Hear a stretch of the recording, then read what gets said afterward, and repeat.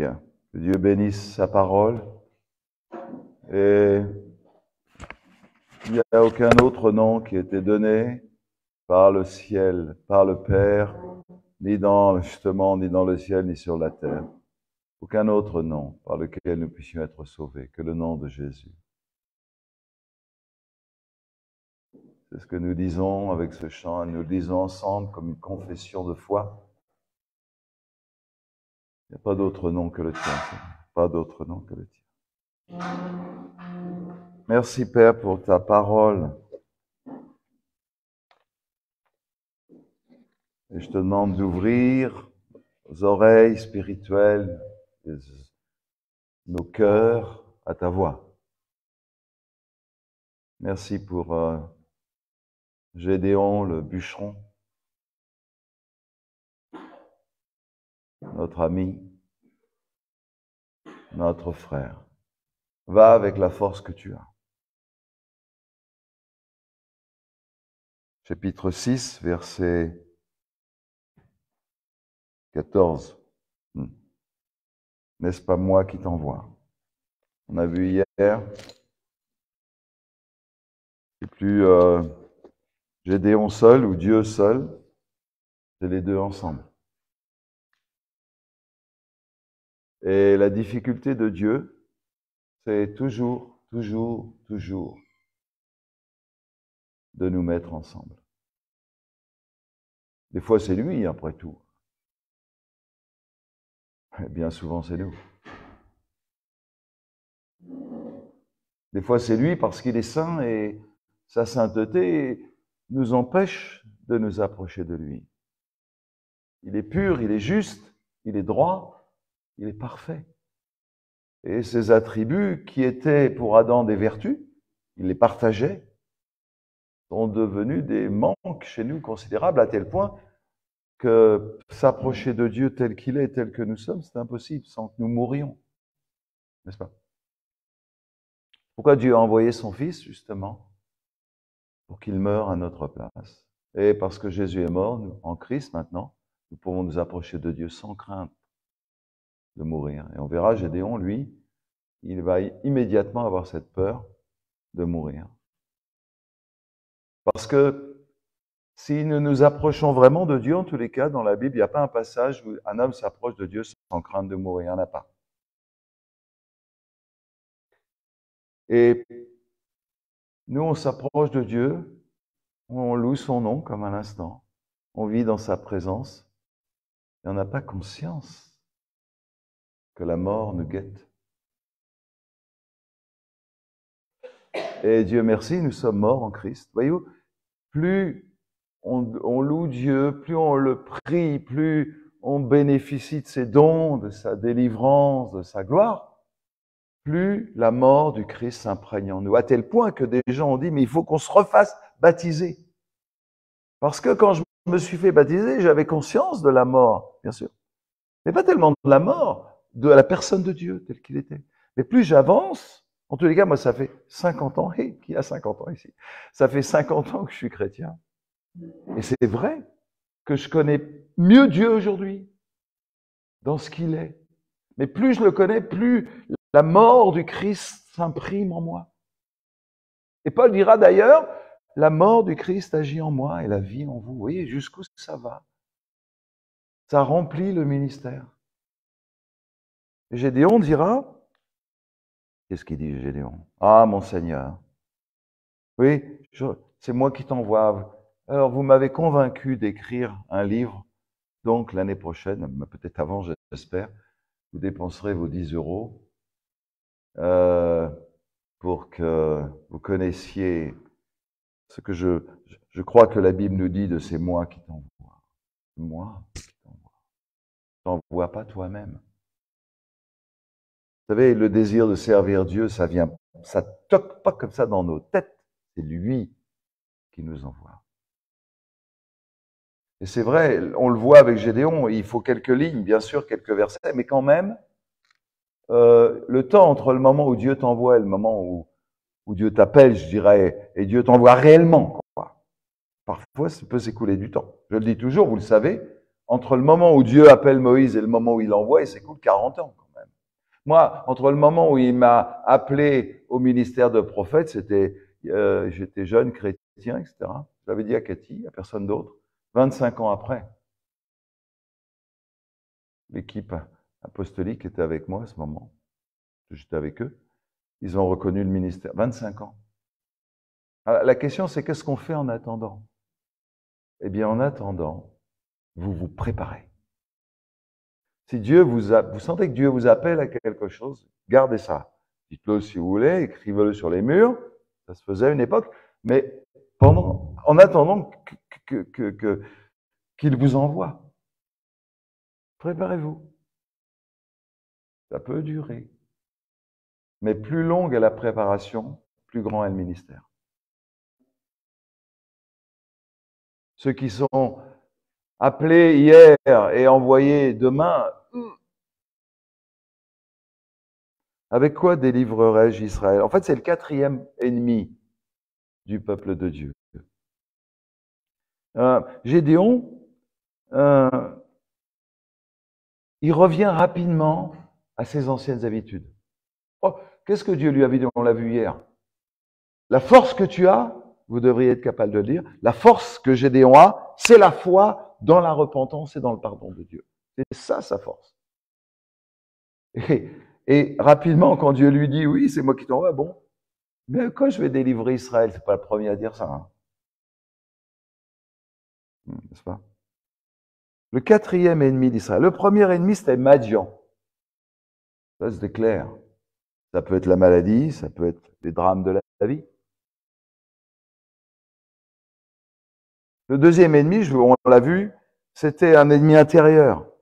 Un peu la colère, la jalousie, la calomnie, toutes ces choses qui manifestent, qui peuplent un peu le peuple de Dieu. En tous les cas, voilà, deuxième ennemi. On avait vu. Le troisième ennemi, c'était l'idolâtrie, Baal, l'idolâtrie, etc. Ça, c'était un ennemi spirituel. Mais le dernier qui reste, si vous voulez, c'est la valeur personnelle. Et il lui dit, avec quoi je suis pas à la hauteur. Ça fait beaucoup, beaucoup. Et Dieu lui dit, oui, mais moi, je suis avec toi. On va le voir. Et ce moi avec toi devrait suffire. C'est des habitudes comme ça. Au fond, même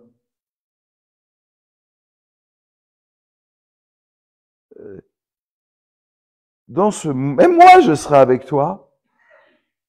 Tu y vas pas tout seul, et moi, j'y vais pas tout seul. On y va ensemble. Oui, c'est le soin que Dieu a de nous mettre ensemble. Dieu veut faire une sorte d'équipe avec nous. Ça vous rappelle quoi? J'essaye d'éveiller votre... Parce que c'est ce qui est dans le texte, mais c'est très prophétique. Dieu veut faire équipe avec nous. Dieu veut nous dire, mais je marche avec toi et toi tu vas pas tout seul et moi pas tout seul. En fait, je vous l'ai dit, Dieu il peut rien faire tout seul. Il peut, bien sûr. Mais il a décidé de rien faire tout seul. Et ça vous rappelle quoi? Ce moi avec toi. Vous voyez, quand Dieu dit ça à Gédéon, il le dit, on va le voir, j'espère, ce matin, il le dit à Gédéon, qui est un fils d'Israël qui fait mal. Et Gédéon, petit à petit, va être amené à être un fils d'Israël, vraiment, de celui qui avait lutté avec Dieu, qui avait vu son nom changer, qui a engendré tout un peuple. Et Gédéon, petit à petit, Dieu le ramène à celui qu'il voit, en fait, Dieu, il a en tête, si vous voulez, Jésus. On pourrait même dire c'est Jésus qui lui parle, si vous voulez. Jésus lui parle de lui et il lui dit, mais regarde-moi, je suis avec toi. Et Gédéon, prophétiquement, comme tous les prophètes de l'Ancien Testament, il va voir le Fils de Dieu, il va comprendre. On est au tout début de l'histoire d'Israël. C'est ça qu'il faut comprendre. C'est fondateur ce qui est en train de se vivre. Ça fait 150 ans qu'ils sont rentrés en Canaan. Ils avaient passé 40 ans dans le désert. Bon, il y avait eu la Genèse avant quand même, mais dans l'Exode, dans tous les cas, c'est que Dieu se fait un peuple en l'extirpant, en le sauvant, en le délivrant de l'Égypte. Il dit, voilà, mon peuple, c'est mon fils, je t'ai fait sortir hors d'Égypte. Et au bout d'une centaine d'années, qui est peu de choses, une centaine d'années, Gédéon va commencer à incarner Jésus. Je serai avec toi, pleinement Dieu, pleinement homme.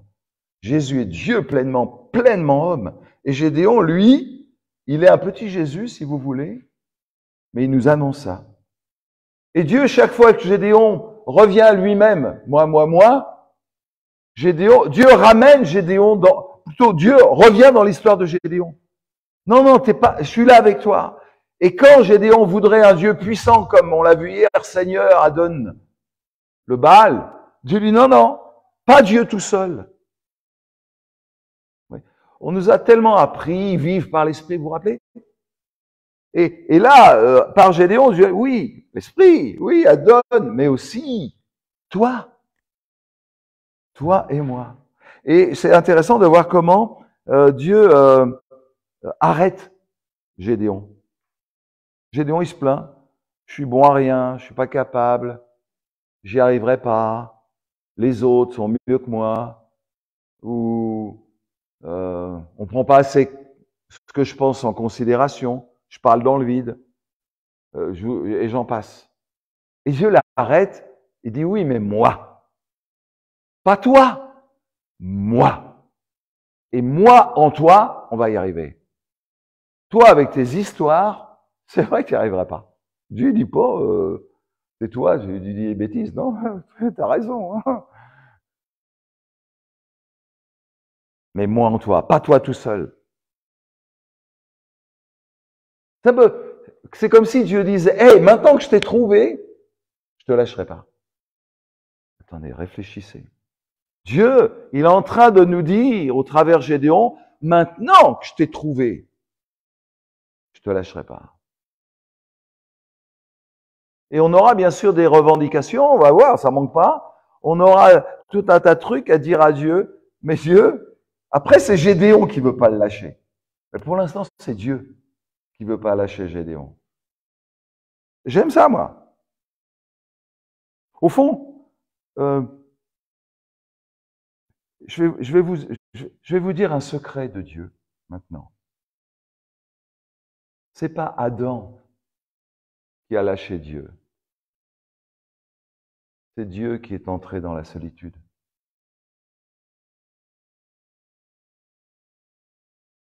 Ça marche dans les deux sens, mais aussi ça marche dans ce sens-là. Dieu est entré dans la solitude. Et lorsqu'il voit Gédéon, il dit, mais je ne sais pas si vous sentez l'intimité extrême de ce texte.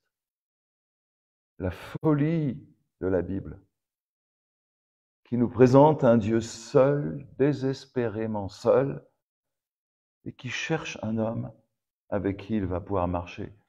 Mais je serai avec toi. Oui, c'est comme pour remettre Gédéon à l'endroit, mais c'est pour remettre l'histoire du monde à l'endroit. Et même l'histoire de Dieu. Je serai. Ça veut dire que sans toi, je ne suis pas. Et toi non plus. Mais ça, on le sait. Mais savoir que sans nous, Dieu n'est pas. Il est, bien sûr, parce qu'il est Dieu. Mais comment on va le connaître sans nous? C'est pourquoi l'apostolat, c'est, regardez-moi, vous avez vu Dieu. Vous voyez combien c'est inscrit dans la Bible depuis longtemps. Le désir de Dieu, qu'on le voit au travers nous. On l'invente pas parce que c'est une réforme en 2023. Pas du tout.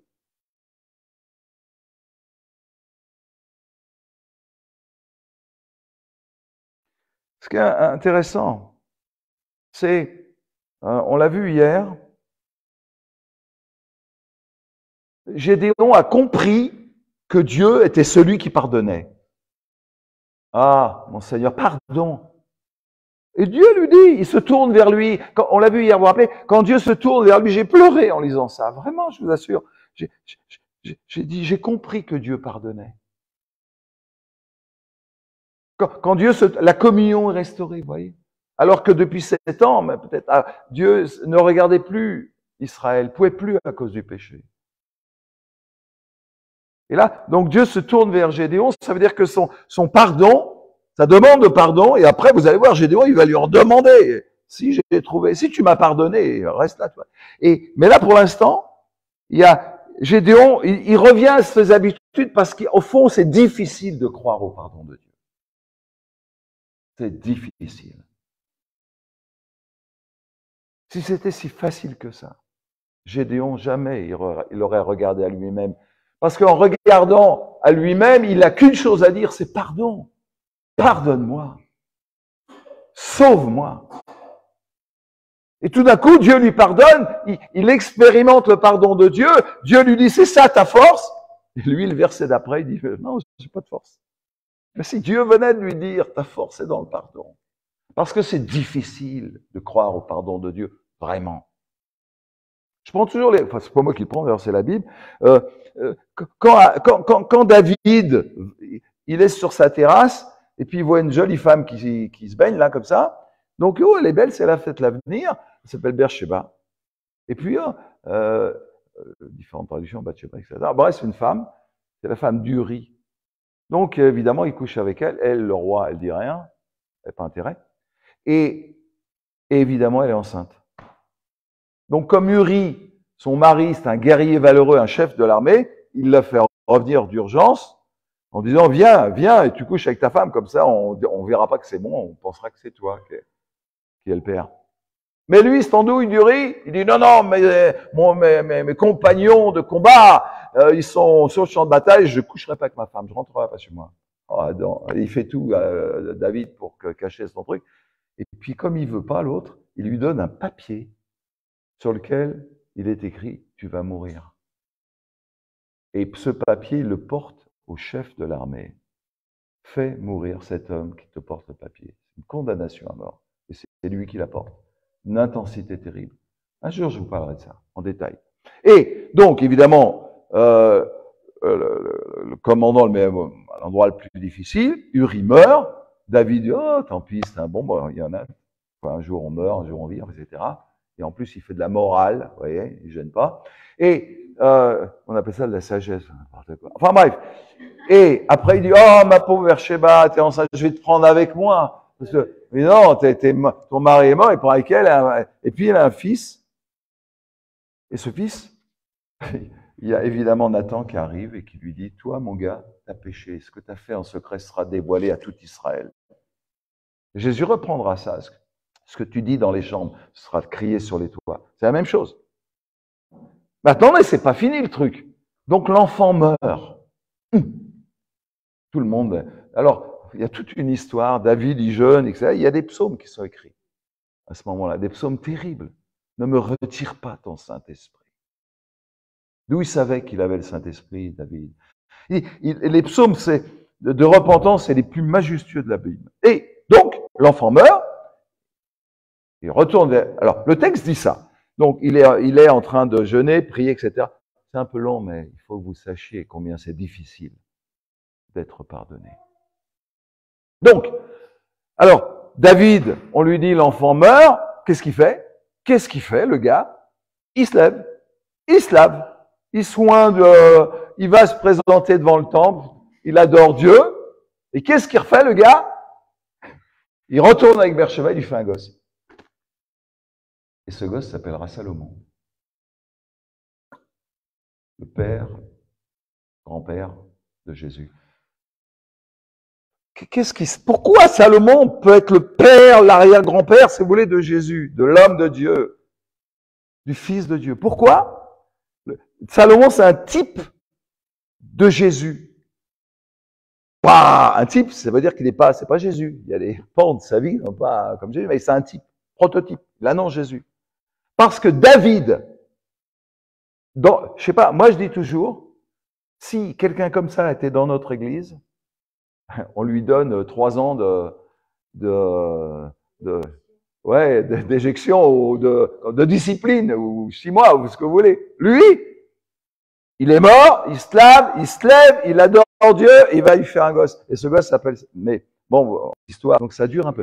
Mais le truc, c'est quoi? C'est que David, il se lève et il croit au pardon de Dieu. Moi, je ferai un truc comme ça, il me faudrait 10 ans de relation d'aide pour m'en remettre. Parce que moi, Moi, il veut être, je sais pas ce que je veux, en fait. Je voudrais que ça soit jamais arrivé. Je voudrais être parfait. Je voudrais qu'on dise que du bien de moi. Je voudrais ne jamais échouer. Au secours. Ça, c'est pas moi. Et on est tous pareils. Mais David, dans le pire du péché, il se lève. Quand Dieu lui dit, je te pardonne, il le croit. Et il agit comme si tout était effacé. Il assume, hein. Mais quand même, le pardon, c'est Dieu qui oublie. Les hommes, ils oublient pas, je vous rassure. Hein. Mais Dieu, il oublie. Il n'y a que Dieu capable d'être amnésique à ce point-là. Au fond, c'est même pas ça. C'est Dieu décide que dans sa tête, il se souviendra plus de nos péchés. Et Gédéon, il a du mal à croire dans le pardon de Dieu. Et c'est pourquoi Dieu lui dit, mais moi, on a tellement d'habitudes comme ça. Et le Dieu que Gédéon nous montre, c'est un Dieu qui pardonne et qui va régler les 4 problèmes qu'on a dans l'Église aujourd'hui. Les problèmes avec Madian. Hier, par exemple, Madian, vous savez ce qui est passé hier? C'était pas très compliqué. La veille, on a eu un moment de louange extraordinaire. Toutes les puissances démoniaques sont venues voir ce qui se passait. Parce qu'ils désirent voir la sagesse, connaître la sagesse infiniment variée de Dieu en regardant dans nos vies. Quand moi je vous dis, regardez-moi, vous avez vu Dieu, mais c'est pas un mot, c'est une réalité spirituelle. C'est-à-dire les anges regardent nos vies, nous regardent pour dire comment est Dieu. Et hier, elles sont venues. Et ça va, quoi. Regardez-nous, mais de loin, quoi. D'ailleurs, ils se sont dit, on va les empêcher de faire de louer Dieu comme la veille. On va bien voir s'ils crânent comme ça. On va bien voir ce qu'ils ont dans le ventre, si vous voulez. C'est pour ça on a essayé, et à un moment donné, je les voyais, j'ai dit, bon, ça suffit maintenant. Et je vous ai dit, on arrête. Stop, on arrête. Et maintenant, on va s'occuper de ces puissances. On les a chassés. Ils sont toujours là. Hein. C'est les puissances infernales régionales. Vous ne pouvez pas les chasser, sauf si vous avez un ordre précis. Mais vous pouvez leur ordonner s'éloigner. C'est ce que j'ai fait, ce qu'on a fait. On les a poussés, on a poussé les murs, on les a poussés. Et maintenant, on est tranquille ce matin. On reprend la louange tranquille. Ouais, c'est ça. On avait les 4 ennemis et Dieu les a tous réglés. Madian, Baal. On va la chasser. Toutes les calomnies, les méchancetés entre nous, on n'en veut pas. Et le dernier ennemi, c'est le sentiment d'être incapable, de ne pas avoir de valeur. Et Dieu règle ça avec... Alors, il lui dit, je suis avec toi. Je vais essayer d'avancer là. Je suis avec toi. Alors, comment il lui dit ça? Tu battras, tu détruiras, c'est le mot. Vraiment, c'est pas seulement battre, c'est exterminer. Madian. Alors moi, dans la traduction, c'est dans la traduction Summer, c'est d'un seul coup, tous ensemble. Et dans la traduction un peu mot à mot de Second ou Darby, c'est comme un seul homme. C'est une expression en fait. Ouais, on comprend l'expression, mais dans la Bible, c'est pas du tout une expression. Ça va devenir une réalité. Et voilà, encore une fois, tout. Après, ça change, vous allez voir. Je vous répète un peu, je tourne un peu en rond autour de la même chose, parce que c'est le texte qui est comme ça. Et vous allez voir que dans les versets qui viennent, il y a un changement. Comme si Gédéon avait compris le truc. Ou nous avions compris ce que Dieu veut nous dire. Au fond, quand il lui dit, tu battras Madian, enfin il lui dit, je serai avec toi, et tu battras Madian comme un seul homme. Qu'est-ce que Dieu est en train de lui dire? Il lui dit, toi et moi, on sera un seul homme. Et c'est ça. Et c'est comme ça que tu battras Madian. C'est pourquoi, encore une fois, évidemment, ça nous parle de Jésus, pleinement Dieu, comme un seul homme, si vous voulez, qui battra Madian à la croix, d'accord? Mais là, en l'occurrence, c'est que Gédéon, il s'est éloigné de Dieu. Il est dans le pressoir, tout seul, et il dira, bon, et Dieu dit, mais non, je suis avec toi. Et tout d'un coup, Dieu va dire à Gédéon, mais je serai avec toi comme un seul homme, on sera ensemble. On ne pourra pas diviser qui je suis de qui tu es. Vous voyez, déjà, pour revenir, parce que je voudrais faire le lien, que vous compreniez que c'est pas une invention du 21e siècle. Regardez-moi, vous avez vu Dieu. Là, ce sera impossible de séparer l'homme de Dieu. En Christ, mais en nous. Enfin, en tous les cas, c'est ça. Et Gédéon, lui, il est en train, vous vous rappelez, je vous en ai parlé, d'instaurer le prophétisme en Israël. Parce que tous les prophétismes avoisinants séparent la divinité du prophète. Vraiment. Et Dieu, il est en train de dire, non, je ferai rien sans l'avoir révélé à mes serviteurs, les prophètes. C'est Amos qui dira ça. L'idée de Dieu, c'est d'être tellement proche des prophètes que le projet de Dieu, il le dira d'abord à ses prophètes avant de l'accomplir. Je vais le dire autrement. Gédéon, je veux te confier mon cœur. Et cette pensée-là va fonder le ministère prophétique en Israël. Gédéon, il ramène l'homme dans le cœur de Dieu. Et Gédéon, il permet à Dieu de revenir dans le cœur d'un homme. Ça marche dans les deux sens. Réfléchissez à ce que je viens de dire. Gédéon permet à l'homme de revenir dans le cœur de Dieu. Parce que il a compris que par la repentance, vous voyez, Dieu lui a inspiré ça, il a obéi. Et en même temps, parce que Dieu a trouvé en Gédéon un cœur accessible, Gédéon permet à l'homme, ou à Dieu plutôt, de venir dans le cœur de l'homme. Tous ensemble. On battra les Madianites, tous. Et les libérateurs ramènent aussi les hommes les uns envers les autres. On parle d'un libérateur. Un libérateur, c'est celui qui va ramener, qui va être ramené dans le cœur de Dieu. Ça, on peut l'accepter. Mais c'est quelqu'un qui va ramener Dieu dans le cœur des hommes. Bien sûr, ça nous parle de Jésus, mais là, ça nous parle de nous aussi. L'évangélisation, on a des évangélistes qui se lèvent, Dieu merci. Mais les évangélistes, ils doivent être pénétrés de ce mouvement qui marche dans les deux sens. D'un Dieu qui vient dans le cœur de l'homme, enfin. Convertissez-vous, c'est pas seulement crois au Seigneur Jésus et tu seras sauvé. Peut-être c'est la porte d'entrée, mais je t'en supplie, en acceptant Jésus, tu vas permettre à Dieu de venir dans ta vie. Il va habiter chez toi. Et Gédéon nous dit ça. Quelle heure est-il? Il faut que je finisse là. Ok, on passera. Ça, c'était le verset 16. Je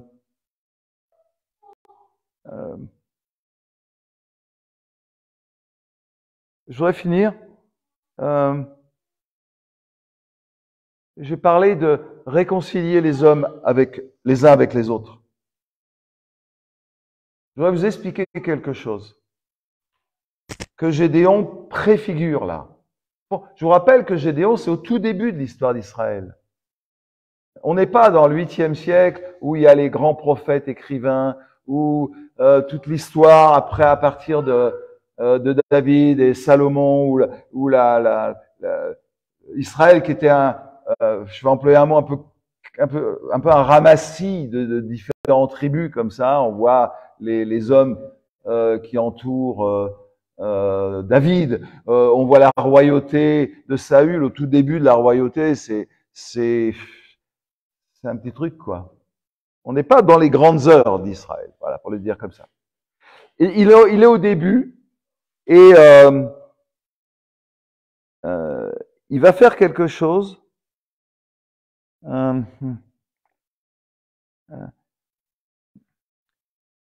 Il va commencer à être en germe un nid, le réceptacle de l'Esprit de Dieu.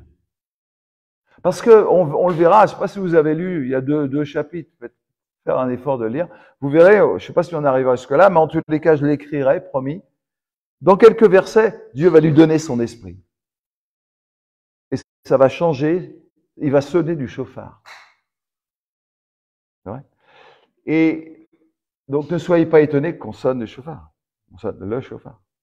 Donc, tout ça, c'est pour préparer Gédéon à recevoir l'Esprit de Dieu. Le but de Dieu, c'est de déverser son esprit. C'est quand les prophètes diront que Dieu répandra son esprit sur Israël, le désert se changera en étang, etc.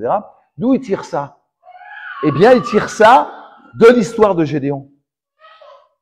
Donc, quand j'essaye de vous faire comprendre que Gédéon, c'est nous, c'est vous, je suis en train d'essayer de vous dire que je prends le temps. Je suis d'accord?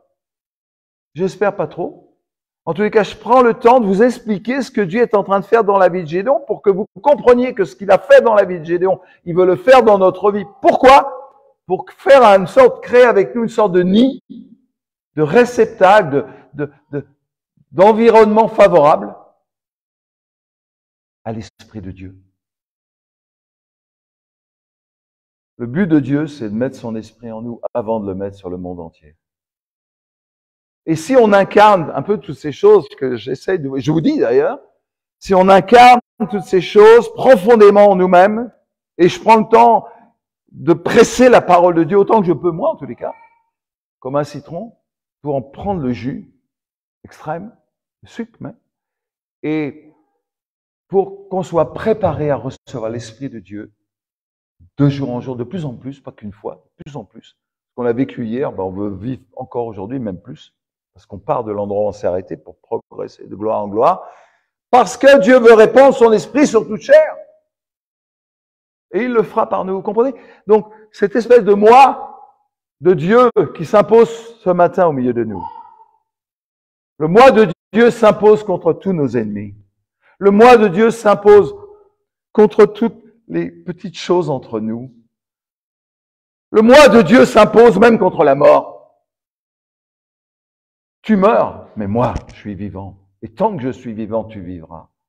Oui. Et le moi de Dieu s'impose contre nos petitesses, contre nos mauvaises images. Est-ce que tu veux servir Dieu? Oh, il faut que je jeûne 8 jours ou 8 mois pour être certain que Dieu m'envoie. Mais c'est souvent parce qu'on ne se sent pas capable. Vous voyez, le moi, on est tellement... Et Dieu oppose au moi psychique, si je puis dire, le moi divin. Ton moi, oui, mais moi... C'est quoi, moi? C'est une querelle d'ego ou quoi? Pas du tout. Vous avez compris? Il faut que je diminue et qu'il grandisse. Et Gédéon nous dit ça, en tous les cas aujourd'hui, laissez-moi faire. Laissez-moi parler. Jésus dira, ne vous inquiétez pas de ce que je vous dirai, mais les mots vous seront donnés. Vous voyez? Laissez-moi, faites-moi confiance. Ne faites pas confiance à vous, à moi, vos moi. Alors vous pouvez me dire, oui, mais je suis pas capable, etc. On pourrait faire un deal ce matin. On dit plus jamais je suis pas capable. On change, on dit je l'ai jamais fait. Je saurais pas le faire, je sais pas, apprenez-moi. On est bien d'accord? Alors ceux qui suivent la confrérie un peu théophile, ils savent que c'est un truc quoi. L'ego, on essaye de combattre. Mais là, on est en plein dedans. Et c'est pas trop un problème d'ego qu'il faudrait... Non, le problème, c'est que c'est Dieu veut s'imposer. Vous voyez? Ça part pas de nous, encore une fois. Parce qu'encore une fois, dire qu'il faut que je me taise, il faut que j'ai confiance, ça ramène tout à nous. Comme d'habitude.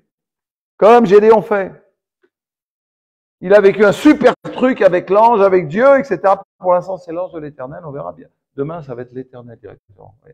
Il y a un approfondissement de la connaissance de Dieu.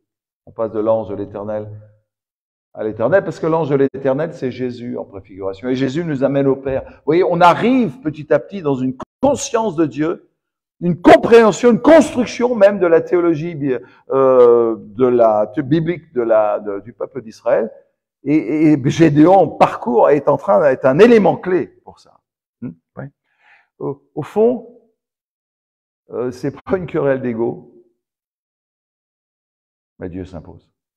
Donc si on pouvait se dire entre nous, on va arrêter de se dire, ou alors on se dire en cachette de Philippe, j'ai peur de ne pas y arriver.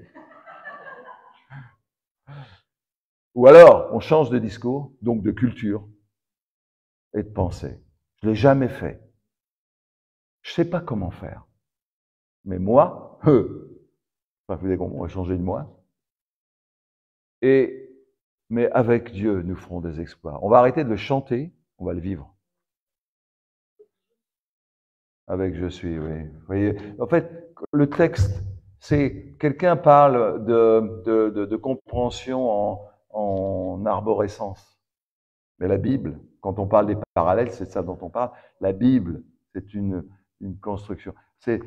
La Bible, c'est le seul livre au monde qui s'étale sur plusieurs centaines d'années. 66 livres différents. Ils parlent tous de la même chose, avec une construction au début et une fin. Il n'y a aucun autre livre que celui-là. Moi. Alors, si quelqu'un vient vous dire, oh, je sais pas, je me sens pas capable, dites-lui, mais moi! Alors, vous allez parler de moi? Oui, parce que Dieu est en vous. Vous voyez le truc? Vous voyez comme ça s'agence les choses. Tout devient simple avec Gédéon, le bûcheron. Alors qu'il abatte nos arbres, et puis on verra ce qu'il reste. Ok, merci Père, pour la gloire de ta parole. J'aime ta parole. Elle m'emmène tellement proche de toi. Elle me parle tellement de toi. Et elle me parle tellement de moi. Oh Jésus, fais de nous des réceptacles de ton esprit. Ça commence par moi. Je serai avec toi. Pas contre toi, plus contre toi, avec toi. Tellement avec qu'on ne pourra même plus nous séparer, toi et moi. Et c'est ça la vie éternelle. Porter en soi celui qui a créé le temps et l'éternité et qui nous emmène dans sa volonté justement éternelle. Merci Père.